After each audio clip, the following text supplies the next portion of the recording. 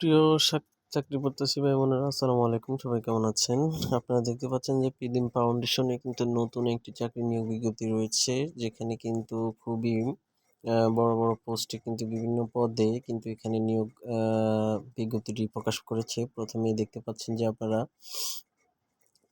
Zonal manager ৪৫ বছর সর্বোচ্চ এবং স্নাতক এবং স্নাতকোত্তর। এখানে কিন্তু শিক্ষানবিশকালে বেতন ৭০,০০০ টাকা, স্থায়ীকরণে বেতন ৭৮,০০০ টাকা হবে।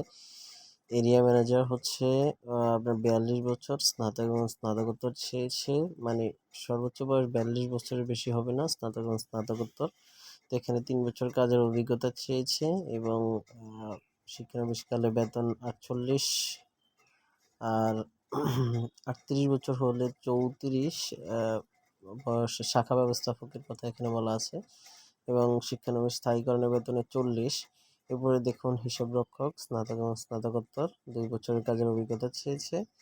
এরপরে রয়েছে এন্টারপ্রাইজ অফিসার, এখানেও ৩৫ বছর সর্বোচ্চ বয়স, স্নাতক এবং স্নাতকোত্তর, এখানে ২ থেকে ৩ বছর কাজ করার অভিজ্ঞতা চেয়েছে।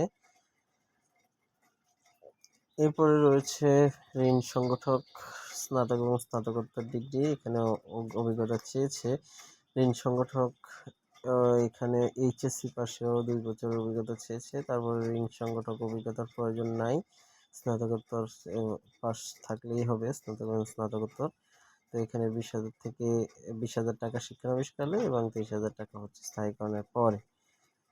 তো এখানে আপনার সংস্থার যে অন্যান্য বিধান যেগুলো রয়েছে, সংস্থার কাজে দূরত্ব অনুযায়ী মোটরসাইকেলের ভাতা প্রতি কিলোমিটার ৪ টাকা ৫০ পয়সা হারে সর্বোচ্চ ৬,০০০ টাকা, মেইনটেন্যান্স বিল ৫০০ এবং মোবিল বিল ৬০০ টাকা প্রদান করা হবে। প্রতি মাসে মোবাইল বিল এবং ইন্টারনেট বিল প্রদান করা হবে। ৬, ৭, ৮ নম্বর প্রার্থীদের বাইসাইকেল ভাতা সর্বোচ্চ ১৫০০ টাকা পর্যন্ত প্রদান করা হয়।